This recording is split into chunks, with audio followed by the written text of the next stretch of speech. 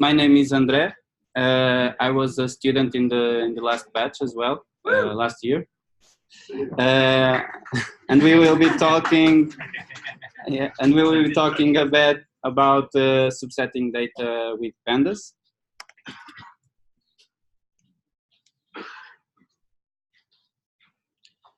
Yeah, so basically in the last unit we saw how to we handle data frames as a whole. We saw them completely, but what can we do to see specific parts of it? Like we want to focus and understand specific subsets of our data set. What can we do? How can we get a data frame or a pandas series with only the parts of the data that we want?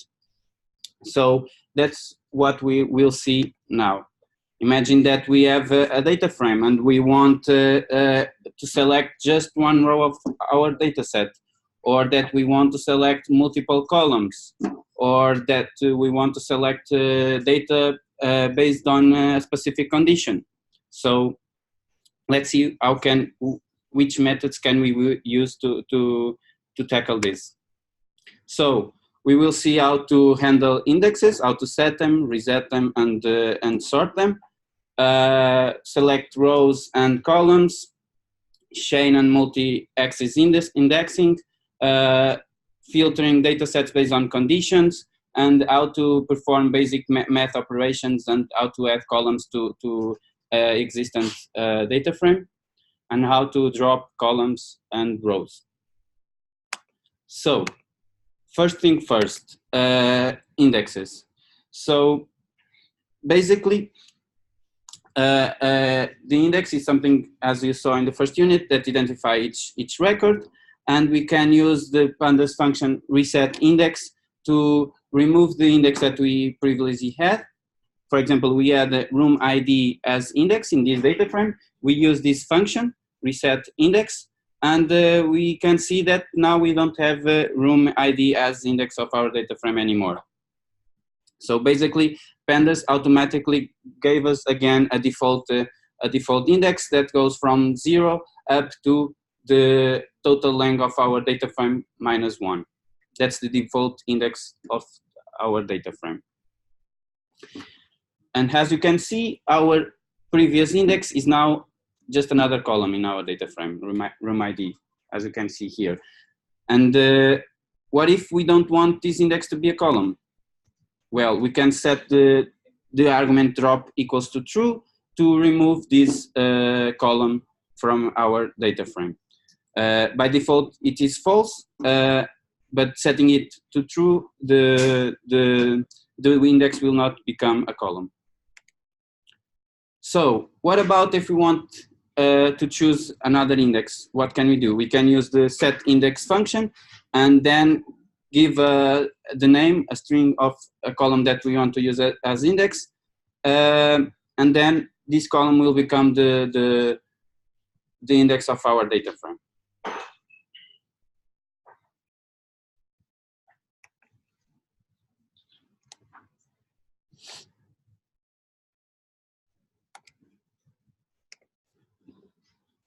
And just as the reset index, we have the same argument, drop equals to false, just to control again if we want this column to stay as, if we want this neighborhood column to stay as column or not of our data frame. So drop as false basically keeps the shape of our previous data frame. If you use set index, you previously had another index, what happens to that? Repeat the question first. Yeah, so basically he's asking what happens if we set an index with the already existent index before. Basically that index will be dropped and it will not be added as a column, if I'm not mistaken. Because if you can see we set this index neighborhood and our previous index is not here. But probably set index as an option to keep your index as a column. Yeah, you can do it. Or you can reset it to control it. Okay. And then another important function is the sort index. So having the index sorted is really important when we are like selecting things based on indexing, because imagine that your index is a date or it's a string. So basically, if we have the index sorted, we can choose specific slices of our data frame, and we are sure that our index is monotonic and is sorted. We can do it ascending or descendingly, using the argument using the extending argument. Is this clear? So we can sort index, but can we also sort it based on one of the columns?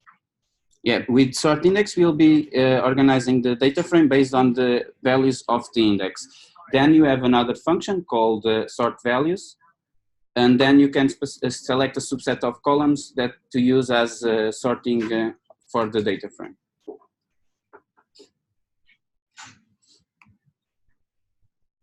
So now that we know how to handle the indexes, how can we select columns of our data frame?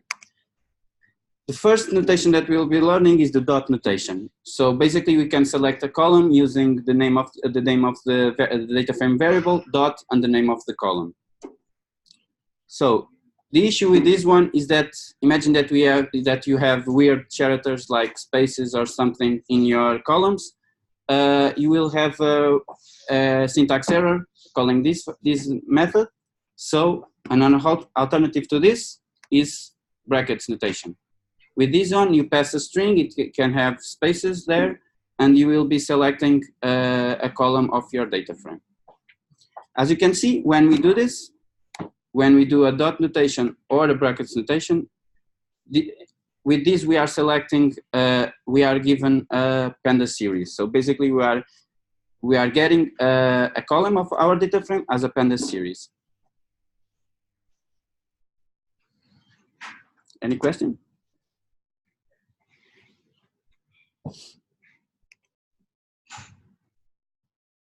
Now about the rows.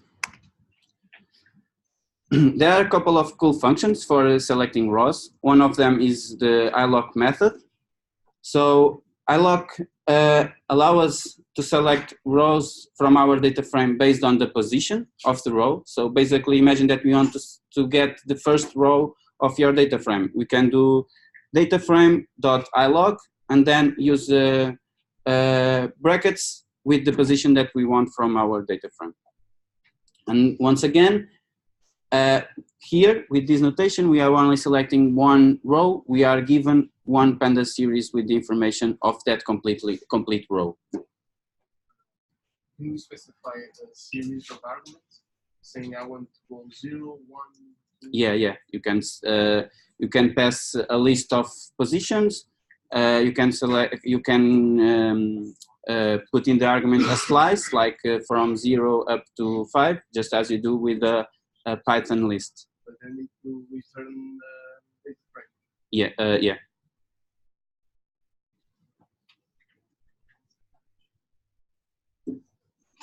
And the indexing is the same as in Python. So position 0 is it's the first element in your data structure.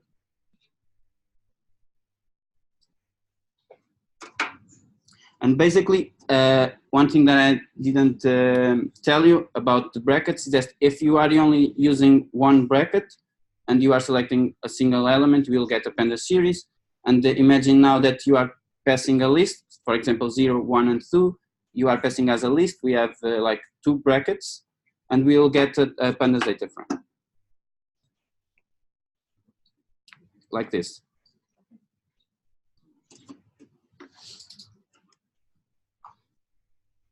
So basically, we have a new data frame with the same columns that we had, but with just the information of the first row. So as we discussed before, we can pass a Python list, and then we get a subset with the positions with the rows in the positions that we put in this list.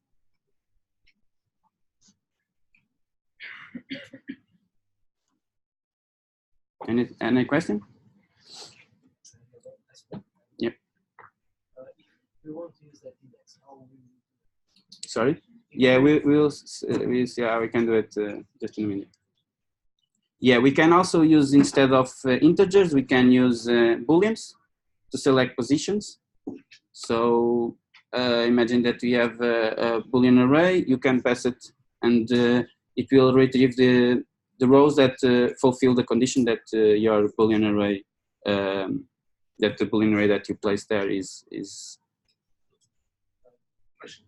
the length of the Boolean? Yeah, it has to be the same shape of the.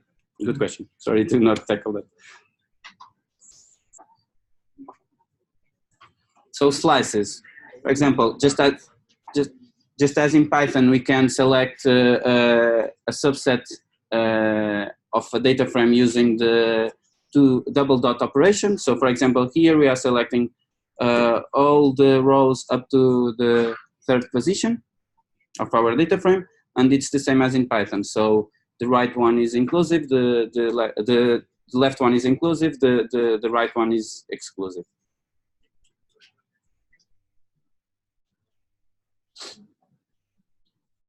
And as you can see, we are retrieve the data frame because we are selecting multiple rows. So we are given a Pandas data frame with the rows that we selected. And then we have the lock operator. So the iLock operator, the iLock method allows us to select things in our data frame based in the positions. Lock allows us to select based on the index that we have defined in our data frame. So imagine that we have in this data frame a host ID with a room ID with the 1731 value. We pass to the lock function and we will get the information for that specific room ID. And the syntax will be the same for the iLock operator. And the same operations that you do with the iLock, you can do it with lock, with the difference that you have to select an index that you have. So imagine that you try to access index value on your data frame that doesn't exist. For example, here we are trying to get the room ID number 1 from our data set, but that room ID doesn't exist. So we get this beautiful message that will warn us about that.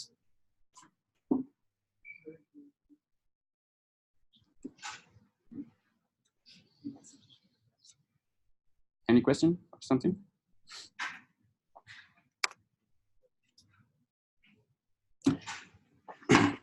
And basically we can use lock as we use the iLocked, with the exception of the value that you are passing has to be an existence value in your index column. So it's a little bit counterintuitive because iLock it has the E of index. So remember, it's the opposite. That's usually the thing that I use to don't forget that. iLocked is not for index. That's It's for integer. Yeah, it's what it, okay, that's nice one. I'm changing now. Now, yeah. I have a question regarding the lock. So if you have like a custom index, and then you try and get like df.lock 0 column name or whatever, it will give you an error, right? Because you put a custom index and then the 0 is not going to be on the index, or do you need to kind of give like the coordinates of the index exactly? Are you the value of the index? Are you talking about multi-axis, like axing? No. Just imagine like on the regular index you have like 0, 1, 2, 3. Okay. Then you change it to something like Benfica, Lisbon, and whatever. Okay. And then you try to do something like df.lock 0. Yeah. Column or wherever. Yeah, that it will works, or you need to put Benfica there. You need to set that new column as an index, and then you can use the lock operation to search for that specific information. Yeah, I was just because. So in lock, we should use the label of the index, right? Exactly. The index The label. value, yeah. For example, in our data frame, room ID was our index, but imagine that neighborhood was our index. We could use lock to search for rows with specific but neighborhoods in even Lisbon. if room ID becomes the index, it's an index label. It's the label of the index. It has to be the index of the data frame. If you imagine that room ID is no longer the index of your data frame, you cannot use lock to search for a room ID. But you can always use iLock, even if. Yeah, iLock doesn't care about the index, just the position in the data frame.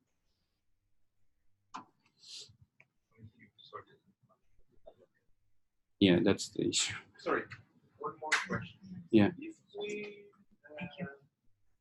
If we change the order of the data frames, That's and the iLock arguments will change as well. yeah, that's the danger of using iLock versus lock. So imagine that lock is more consistent.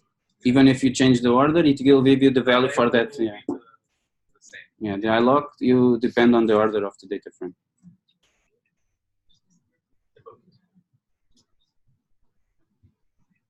And for iLock, you have to be in the same range of the data frame. Imagine that you try to access some crazy number and you have a data frame with 2 rows, it will throw you an error as well. So what about if we want to select columns and rows at the same time? What can we do? So we could basically select a column with a bracket operation and then select a row. We can do this, but basically we are calling a method in Pandas called get item 2 times. We are calling it for selecting the column, then we are calling it to select the row. And things with this take longer. Okay, for this data frame is small, it's not problematic, but imagine that you have a really crazy data frame with a lot of data, and you are doing a lot of things like this. Things can start to take longer and longer. And basically, instead of using this chain indexing, we can use the multi-axis indexing. So we can use, for example, the lock to pass the values of our index and our column to extract the values that we want. And as you can see here, basically rows are axis number 0, so we put them in the first position.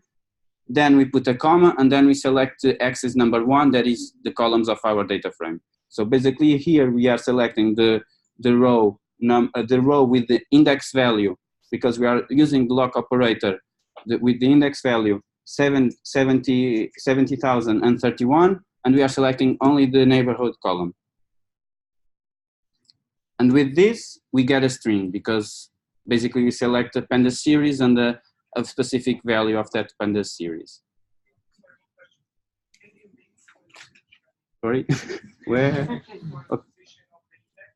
Sorry, can you repeat?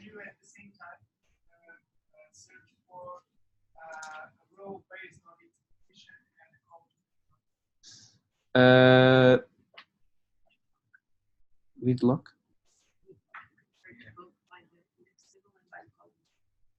No, I thought that was ISHIS. Doesn't exist anymore, right? Axis. Okay, with lock? Okay, apparently with lock you can do it. How? Like the index comma in the column. With iLock. Yeah, but he's asking lock and iLock at the same time. Oh, not my knowledge.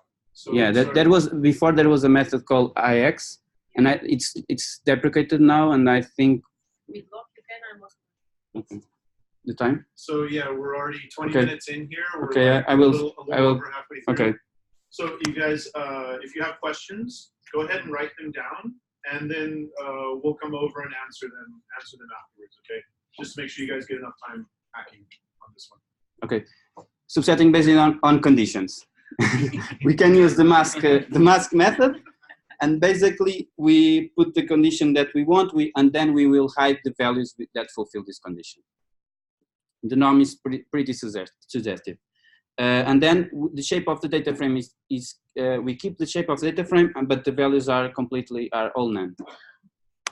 The same with where, but the opposite condition. Basically, we are hiding the values that are not fulfilling our condition. There are links for these methods. You can check the Pandas documentation for this. So the data frame has the same size. Yeah, the values are hidden. That are depending on where or masked, they are hidden or not.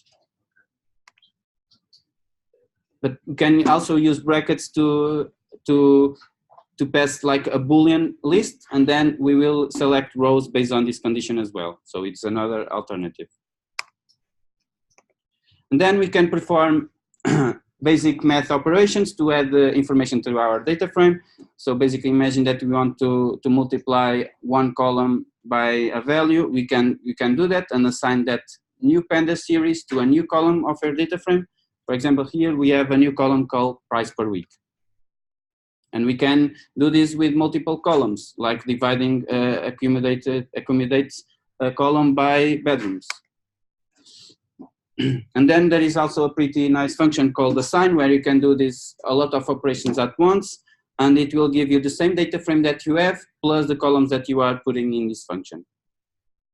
It saves you a little bit of coding, and maybe your code looks nicer. And then you can also adding a row. For example, here we are adding a row with this index, and with the values for our columns in this list for the same order that are in the columns. And then for the last part, we can drop rows. For example, here we can drop the row with this ID. Once again, we are using the ID of our data frame, so that's important that you know which variable and which index we have in your data frame.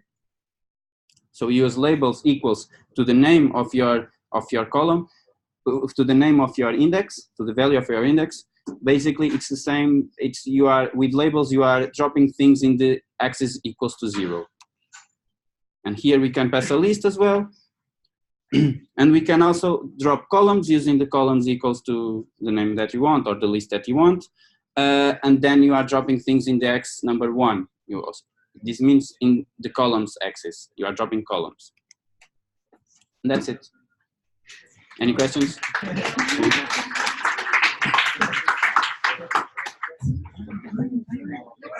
Yeah, that's what it is.